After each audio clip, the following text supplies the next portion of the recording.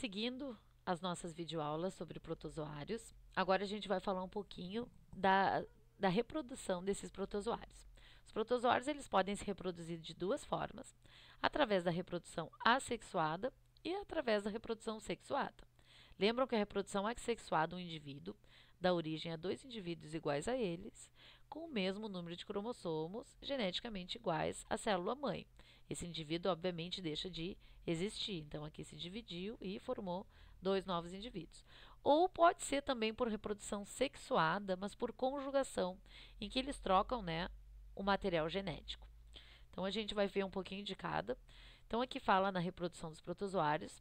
Os ciliados, eles apresentam essa reprodução sexuada, né? Um processo elaborado denominado conjugação, considerado um tipo de reprodução sexuada, apesar de não resultar diretamente em um aumento do número de indivíduos. É como se fosse uma reprodução sexuada, assexuada, só que em que troca material genético. Então, aqui está o macronúcleo e o micronúcleo. Os indivíduos, né, de sexos diferentes, eles se emparelham. Os micronúcleos dividem-se por meio de meiose, originando 4 núcleos haploides em cada célula. 3 micronúcleos de cada célula degeneram. Sobra um micronúcleo de cada uma, né? Se divide por mitose. Os conjugantes trocam seus micronúcleos. Ó, aqui houve a troca do material genético. Eles se separam, então a gente tem aqui dois novos indivíduos, né? Com materiais genéticos diferentes. Por isso que a gente fala que é uma reprodução sexuada. E a assexuada a gente já viu aqui, por exemplo, a de uma ameba, né?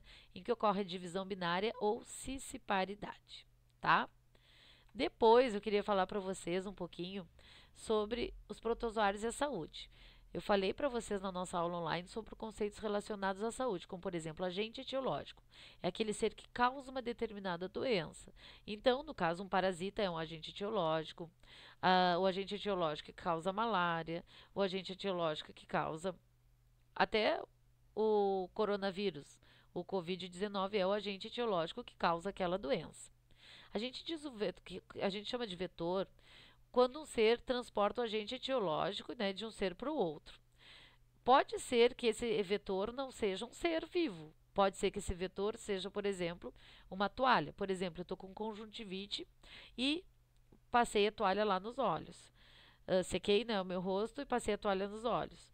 Aí outra pessoa veio e passou a toalha nos olhos. Aí veio outra pessoa, né, e secou o rosto também. Então, a gente diz que quando isso acontece, a toalha foi o vetor, tá? Então, o vetor é aquele que transporta o agente etiológico de um ser para o outro. Sintomas a gente já sabe, né? As consequências do parasita, pode denunciar a doença, né? Às vezes a gente fica inclusive assintomático, ou seja, não aparece sintoma nenhum. E profilaxia é o método para evitar o contágio, a prevenção. Então, gente, a gente vai falar agora de algumas protozooses, ou seja, o que é uma protozoose? Uma doença causada por um protozoário. Uma das mais conhecidas é a amebíase, o nome já diz, né? O agente etiológico é a entoameba histolítica. Essa entoameba causa, então, essa protozoose, chamada amebíase. Os sintomas são lesões intestinais, disenteria, fezes com sangue. E a profilaxia seria lavar as mãos, ferver os alimentos, lavar bem os alimentos, ferver a água. Porque o que acontece? Quando tem algum alimento contaminado, ou mesmo a água contaminada com os cistos dessas amebas, a gente acaba ingerindo o alimento e ingerindo cistos de ameba no nosso corpo. Ocorre a liberação das amebas no intestino. Essas formas vegetativas se multiplicam e lesam os vasos sanguíneos intestinais, por isso que a gente tem fezes com sangue. Aí essa ameba vai estar lá nas hemácias, né, as hemácias ingeridas, né, por ela. E o que vai acontecer? No momento que tu for aos pés, tu vai eliminar esses cistos pelas fezes, né? O cisto fica numa parede, que a gente fala parede do cisto, e tu vai eliminando e tu vai fechando o ciclo. Então, tu vai estar se tu tem algum lugar que não tem um bom saneamento básico, se tu não lavou bem alguma verdura, pode estar presente aqui um protozoário que pode causar essa protozoose, tá bom? Aqui tá ele, ó. Entoameba histolítica. Depois temos a giardíase. A giardíase, o agente etiológico, é a Giardia lamblia. Os sintomas são lesões intestinais, disenteria, fezes com sangue, taquicardia, ó.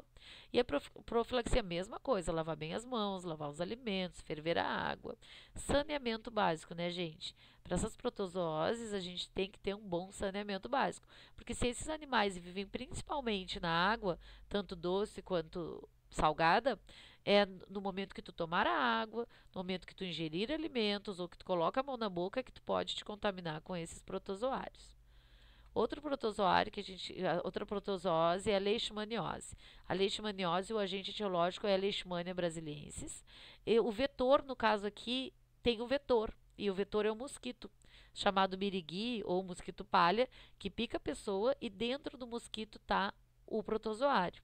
Então, os sintomas são lesões cutâneas, obviamente devem ter outros sintomas, febre, porque isso aqui são infecções, né? E a profilaxia é evitar a picada do mosquito.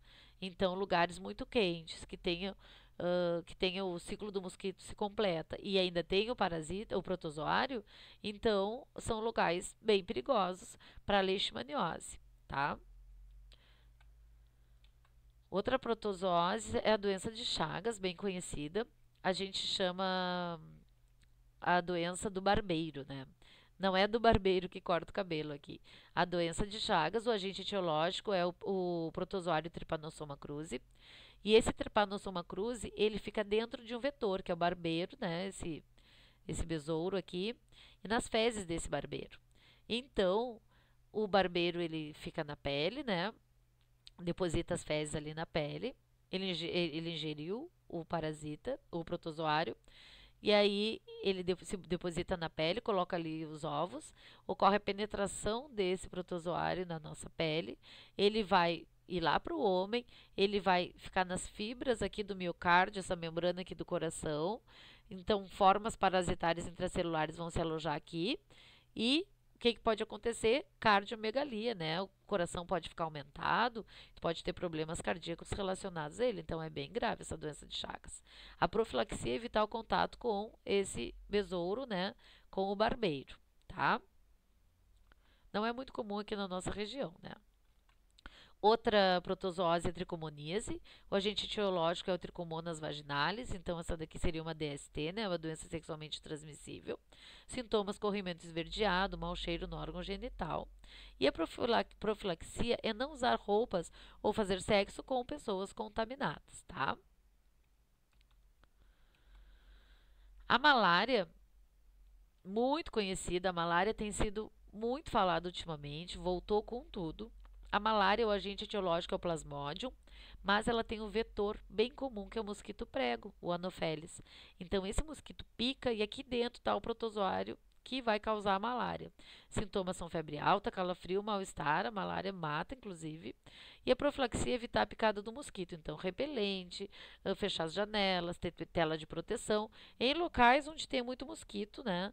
Principalmente locais onde é muito quente, locais muito quentes. Aqui está o ciclo de vida, né? Mas para nós não vem o caso, mas o que eu quero que vocês saibam é o que causa e quem é o vetor e o agente etiológico. Existe o que a gente chama de ciclo de vida, né, desses parasitas. Esse ciclo de vida pode ser monoxênico ou heteroxênico. O que seria um ciclo de vida monoxênico? O ciclo de vida do parasita possui só um tipo de hospedeiro. Então, a amebíase, giardíase e tricomoníase, por exemplo, só tem um hospedeiro, que é o hospedeiro definitivo, que é o ser humano. Só tem aquele hospedeiro. Mas existe o ciclo de vida heteroxênico que a gente fala. O que seria esse ciclo de vida heteroxênico? O ciclo de vida do parasita possui dois tipos de hospedeiro, com reproduções diferentes. Tem o hospedeiro intermediário e o hospedeiro definitivo. No caso da malária, o hospedeiro intermediário é o ser humano e o definitivo é o mosquito Anopheles. Já na doença de Chagas e na leishmaniose, tanto o barbeiro quanto o mosquito palha são os hospedeiros intermediários e o ser humano é o hospedeiro definitivo, com relação a onde ocorre a reprodução sexuada ou assexuada do parasita, tá? Então, aqui, só para vocês saberem o que também é o hospedeiro definitivo e intermediário. Um ciclo de vida do parasita se completa no hospedeiro intermediário e outro ciclo de vida se completa no hospedeiro definitivo. O mesmo ciclo de vida, né? Outra etapa desse ciclo de vida no hospedeiro definitivo. E, por fim, aqui eu trouxe uma imagem que eu achei bem interessante, que aqui mostra um solo, né? Uma plantação, uma horta, e aqui tem a quantidade de micro-organismos por quilo por hectare. Então pensem, aqui tem 5.000 quilos de bactérias por hectare, aqui tem 1.200 quilos por hectare de fungos, 1.100 quilos de minhoca por hectare e de protozoários é algo a 700 quilos por hectare, além de outros micro-organismos. Então vocês viram como o solo ele contém muitos micro-organismos e se a gente não lavar bem os alimentos, se a gente não se alimentar, a gente pode sim pegar essas protozooses, são mais comuns do que a gente pensa. Locais que não têm bom saneamento básico, que as pessoas não se cuidam, as pessoas vão pegar com mais facilidade do que em outros locais. Tá bom, gente? Espero que vocês tenham gostado. Até a nossa próxima videoaula. Beijinho no coração de vocês.